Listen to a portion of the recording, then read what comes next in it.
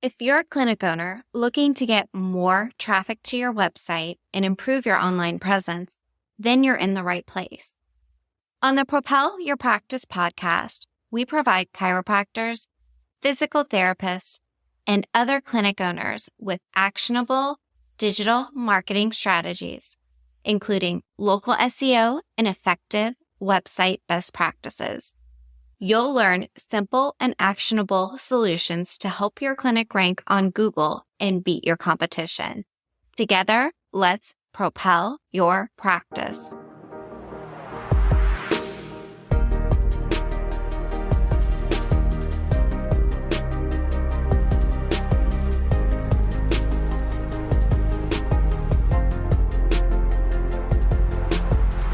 Hello, and welcome to this episode of the Propel Your Practice podcast. I'm your host, Darcy Sullivan. And in today's episode, we are talking all about online reviews. In fact, we're going through trends, behaviors, platforms, so much. And all of this is based on a new customer review survey that was done by Bright Local. I'll include the link to the survey and its findings in the notes section associated with this episode. So today we're going over tons of stuff. We're going to talk about where patients or customers go to read reviews, how often customers are reading reviews online, how many sites they go to read the reviews. What are the most important review factors? Do you really need to have all positive reviews? Do you really need to reply to reviews? What star ratings are people actually expecting to see when they look at reviews? Do the number of reviews you have actually matter? We're going to chat about the role of AI when it comes to reviews. We're looking at some data around if customers can tell if reviews are fake. We're looking at how customers write reviews. We're going to talk about setting up a system for collecting reviews, and we're going to talk about how to repurpose and leverage the reviews that you have on your website and social media. Well, before we dive in, I want to let you know that we have a handy dandy guide that walks you through 4 of the major listings that we'll be talking about today, how to optimize those listings, and we'll include a link to that in the resources section, or you can visit propelyourcompany.com/local-listings. And that bundle walks you through optimizing against some of these top listings that we're going to be talking about today.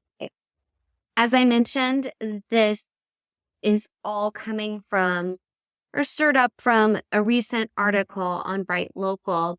So what we're going to do today is I'm going to kind of skim through this article, go through some of the key findings with you, but because the majority of the audience that's listening to this are chiropractors, acupuncturists, physiotherapists, and other clinic owners, we're going to take the information and the findings and talk about how you can adapt that to your specific business, because the findings include things like Amazon, and we know that people are not going to Amazon to look for your specific business offerings.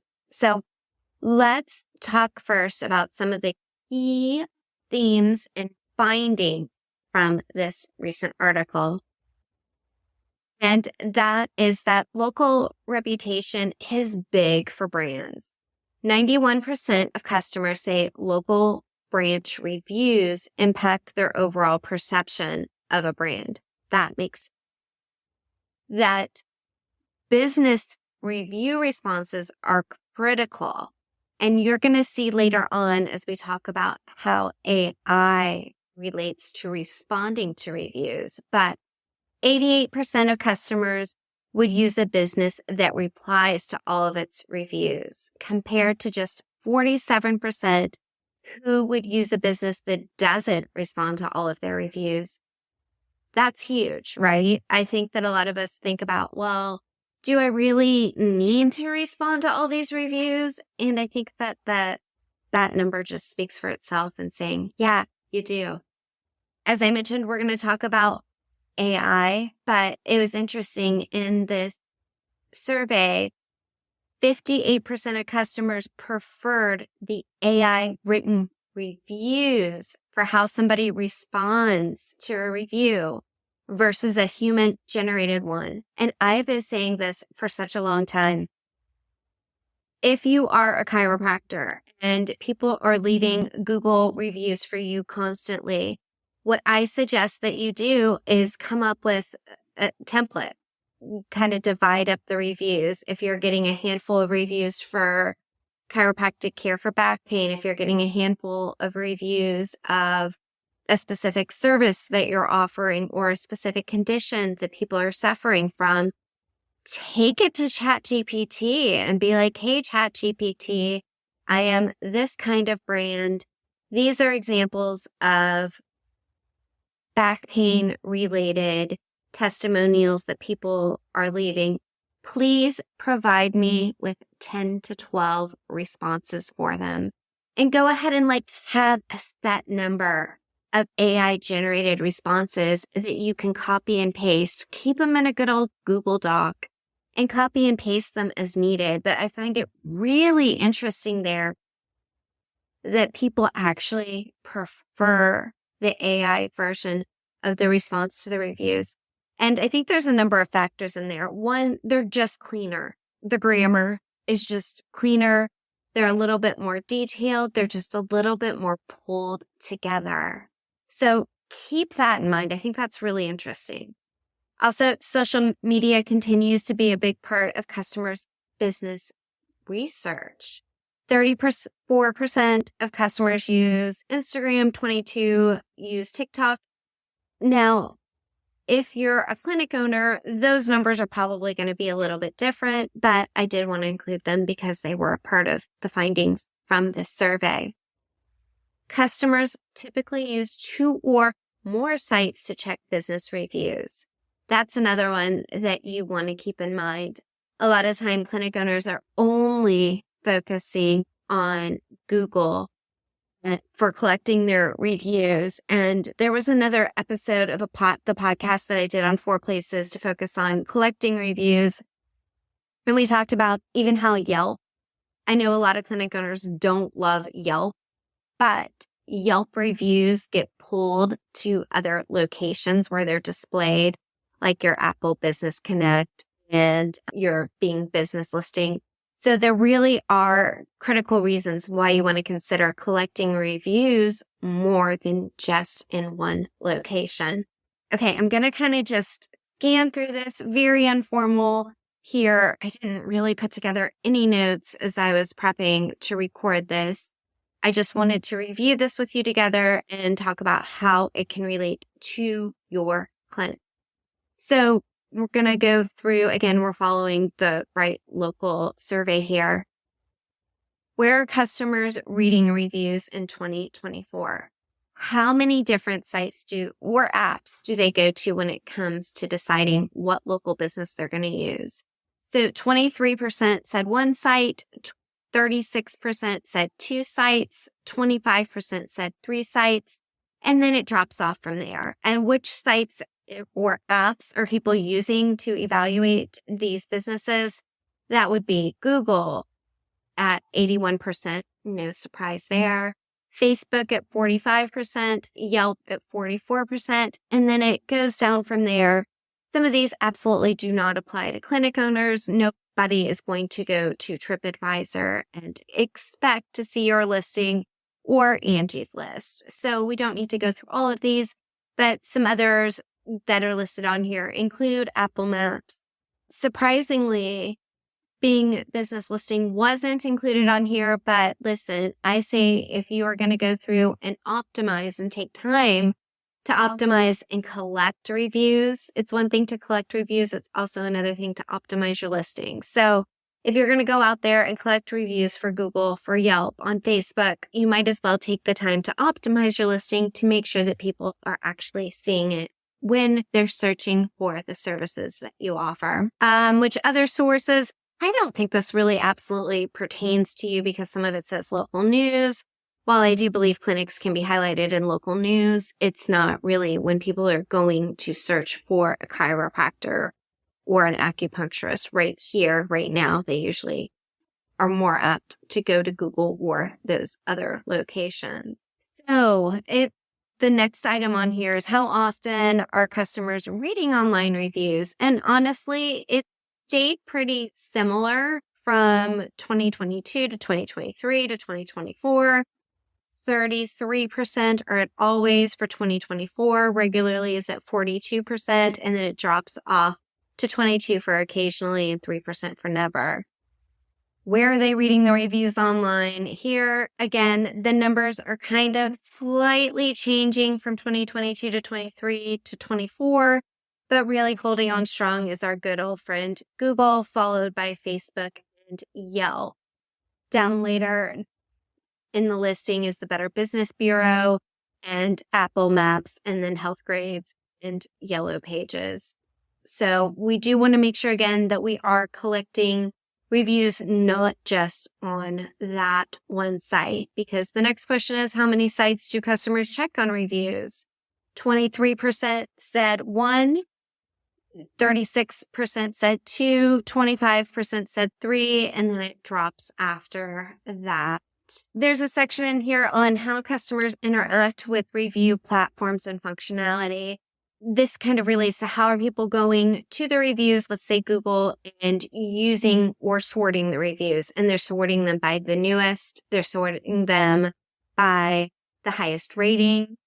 They're looking for the photos. They're searching reviews for a specific keyword. They're sorting the reviews by most relevant. They're sorting them by lowest rating. And they're filtering them by keyword. And I always say this, if you have an opportunity, I know you can't write a review for somebody, but if you can get somebody to leave a review that includes the keywords that you want to rank for, it is, surprise, going to help you rank for those keywords. When people leave reviews just saying great experience, that doesn't really highlight the services that you offer. So again, if they're able to use those keywords, other people are going to relate to them more often, and it's going to be easier for you to rank and show up for some of those keywords. Now, I don't know about you, but I am one of the people that always sorts by the lowest rating first. I always want to read the worst experiences, not only because I'm looking at the worst experiences, but I'm looking at the dates that those took place and how the business, the clinic, the establishment replies to those negative reviews to see if it's just a crazy person that came in or if their customer service is really bad in the way that they reply. So we don't just want to reply to those positive reviews. We also want to make sure that we reply to the negative reviews. So what are the most important review factors? When asked in the survey, what do customers expect from responses to reviews? What proportions of customers say they are fairly or highly likely to use a business that responds to reviews in the following ways? People, again, like to see you respond to all reviews.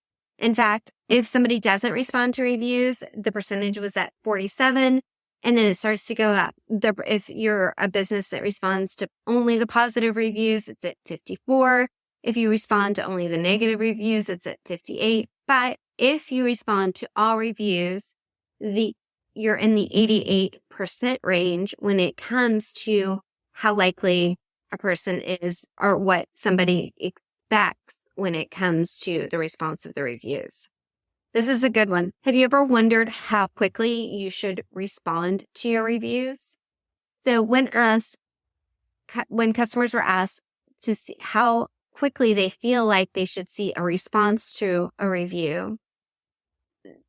The highest percentage was 34% saying within 2 to 3 days, followed by the 7-day window of 22%, and then the next day at 14%, and then followed by that same day at 11%. Listen, it's not easy to take time out of every single day to respond to reviews. So I think if you were to budget and say, okay, on Mondays, we take a percentage of time out and respond to all the reviews, that would be a great way to handling the responses to reviews. And again, we talked about the number of people that prefer an AI-generated response to the review just because it usually sounds better. So if you want to leverage your time, again, use the AI tools like ChatGPT to have them help you write some quality responses to the reviews and just carve out time once a week to do that. Which review factors make customers feel positive about using a business? So again, we can't direct people as to what type of review to leave for your business, but I think it's interesting to really get in the mindset of a patient or a customer and see what triggers them and what they want to see when it comes to reviews. And at the top here, we have that the written review describes a positive experience. Next up, following that is that the review has high-star ratings. I don't think there's any surprise to that. Then that the business owner has responded to the reviews, that the review has been posted within the past month, that the reviewer's name is stated, that it's not an anonymous listing, that they have a photo or a video accompanying the product or service, that the review has spelling and grammar that is of high quality, and that the review is long and detailed. What star ratings do customers actually expect to see? And they've got listed here the numbers for 2022, 23, and 24. Let's just focus on 2024. So out of 5 stars, most expect to see an average of 4 stars. That's at 40%. Followed by, I think this is interesting, 3.5 stars at 23%. Then we have 3 stars at 16%. Followed by 4.5 stars at 10%. So I think this goes to show you that I think we're in a world where people know that not everybody is going to leave a positive review, and that if all you see are 5-star reviews, that you probably are going to question if all of those reviews are real. But we do want to try to aim for the star rating overall to be between the 4 to 5 point when it comes to the average. The next question was, does the number of reviews really matter? And I think this is interesting. What is the minimum number of reviews a business should have for a customer to consider using it? And here we have 31% saying between 20 to 49, followed by 28% saying between 50 to 99. Next up is relevancy. How frequently or how recent were those reviews? And I think we've all done that when we've looked at a company and we've said, oh, well, they've got great reviews, but they're all from 5 years ago. Nobody really cares about it. So most people like to see reviews that are within the past 2 weeks to the past month. So as you're collecting reviews, strive to collect a couple of new reviews every single month. And we already talked about this at the beginning, but how likely are customers to use the business based on how it responds to its online reviews? And here it's that 88% of people are more likely to use a business if it responds to both the positive and the negative reviews. Now, let's take a minute to talk about fake reviews. In the survey, it was found that customers are confident they've seen fake reviews across multiple platforms. I don't think that's any kind of a surprise.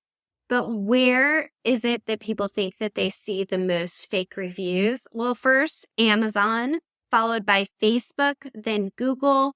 After that, it's Yelp, TripAdvisor, Apple Maps, and the Better Business Bureau. This one is interesting. What types of reviews are people leaving? Are customers writing reviews? And if so, for what?